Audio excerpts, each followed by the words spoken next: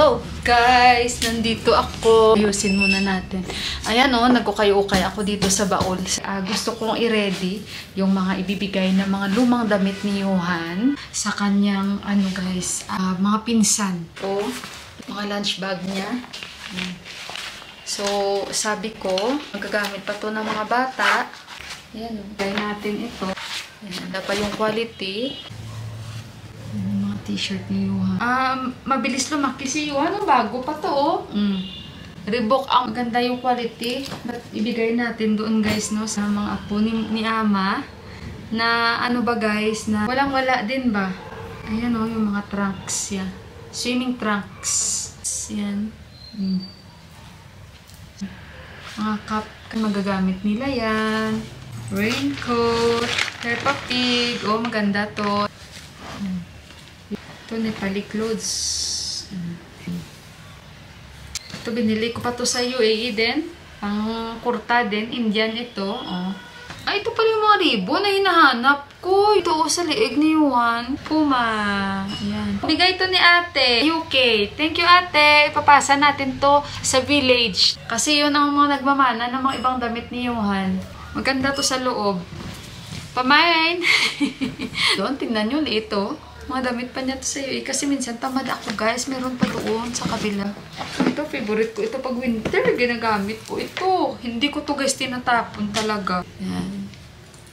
Oh, ito jacket. Oh, galing to sa Amerika. Yan din, mga jacket. Namimigay din ako doon. Kasi iba, pinamigay ko na rin, guys, ano.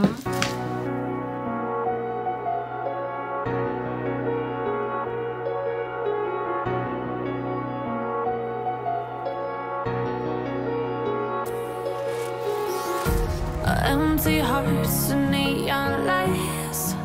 They're playing with my mind. Gotta get out of here.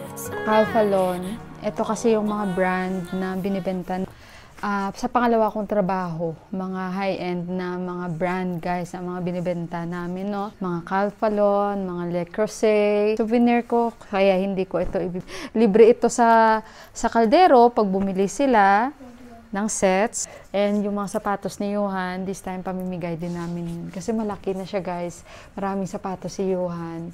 And yung iba pa na galing sa UE, na yung sandals niya dyan, ayan, bago pa yan dyan. 2. So, ibibigay din namin doon. So, diba, at least makapag-share tayo ng blessings kahit pa paano. Ayan, guys, naulan. Kaninang umaga, pag-gloomy. Actually, kahapon very gloomy din Umulan yan, ulan, oh.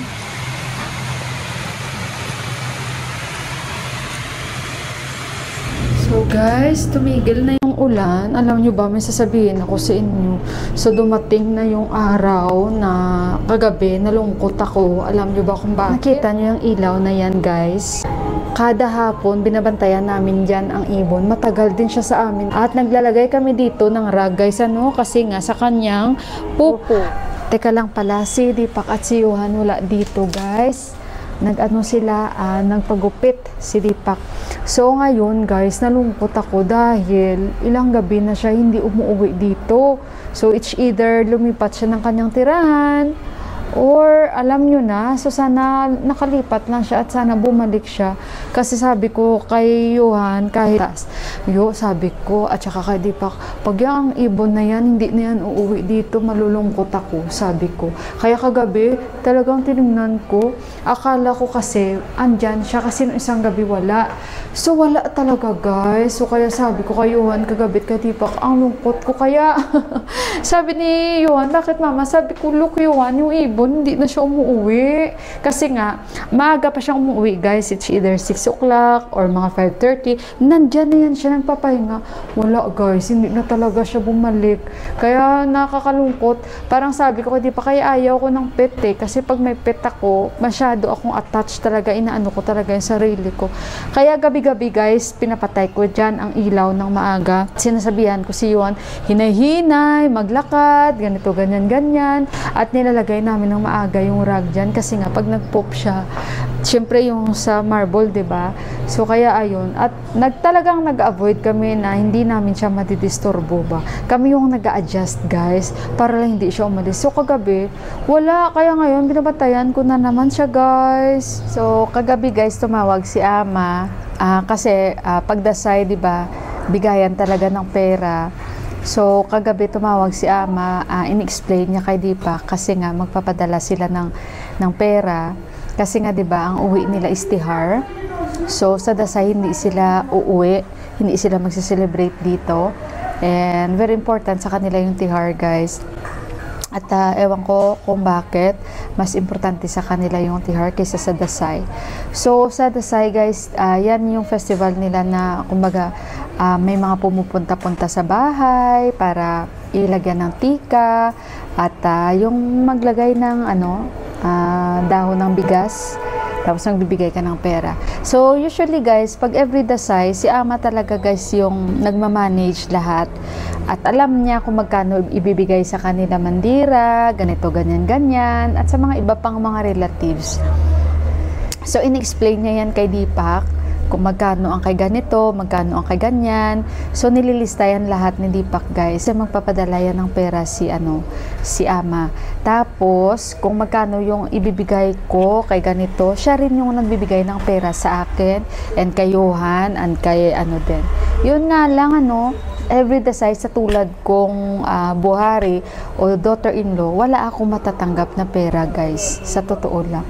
So sila lang, yung mga daughter or yung mga iba pang miyembro ng pamilya, basta kung buhari ka talaga, daughter-in-law, wala ka talagang matatanggap. Unfair, pero ganun sa kanila eh. Yung Tihar, very important din yun kasi yung Tihar, I think yan yung Baitika eh. Baitika. Festival of Lights nila, guys. Yan ang pinili ni Ama, ang Tihar, kasi very important yan sa kanya na matikahan. Yan, si Deepak naglilinis na siya, tinatanggal niya yung mga lawa ba, kung sa Ilonggo pa, lawa. Ang bird daw, wala pa yuhan. Mga lawa ba, yung mga web. Maybe it's killed by another bird. Oh, hoy. Tanim, di lang. Sabi ni Deepak, baka daw napatay siya ng ibang bird. Minsan yung mga crew, guys, sa bahay sila, guys. So ayun pala, guys, yung documents ni Buwa, guys, tumawag na kanina yung courier, andito na. Galing yan sa Amerika ang documents na yan, mga supporting documents na pinadala ng kuya ni Deepak. So yan, pag natanggap, I think pupunta sa US Embassy and kukuha ng schedule for the interview. Okay, just too much. Maraming na. Marami, anak. So yan yung dadalhin ni Buwa na mga documents, naka-prepared na lahat yon. At pupunta na lang kami doon sa US Embassy. Schedule ni Buwa for the interview. Pero may yan si Buwa, guys, no? May visa pa rin siya for America kasi 10 years naman. Pero this time kasi sabi ni Deepak, asiyuhan, alis ka na, mama, kasi naglilinis siya, marumi na. So ayan, kasi si Deepak na kasi Dasay. So time na nila para maglinis. Hala, anak, you hold anak ko. Time na para maglinis-linis. Hala, dami, anak, you go away from there. Kasi too much dusty yung mga web, lawa. Waking up, it's gone. It leaves us feeling cold again. Picking up the stones our hands were made to feel. And moments like these, they show us what we've got when we ain't got a thing. So ayun, guys, akyat tayo dito. Tapos na rin si Deepak, mabilis lang siya. Yun lang naman yung sa baba. So ayun, guys, yung kay Ama pala, kailangan niya at very important sa kanyang Tihar na makakuha siya ng blessings galing sa kanyang pinakakuya doon sa village. Kung kaya uuwi kami doon at sasama kami sa kanya. And yung kay Buwa nga, guys, ayan, inaantay na lang namin. Today hindi nila dineliver, ewan ko, tomorrow daw, sabi ni Deepak. And after nyan, ayan, tuloy-tuloy na para makakuha na si Buwan ng schedule. And tamang-tama, after 1 month, ayun, sabay na sila pabalik. So, ayan guys, end ko na yung aking vlog. Muli ako ay magpasalamat sa inyo and mag-good night. At saka ingat kayong lahat. God bless us all and happy Monday. Salamat sa lagi niyong pagsuporta sa akin. God bless you all and I love you. Bye guys!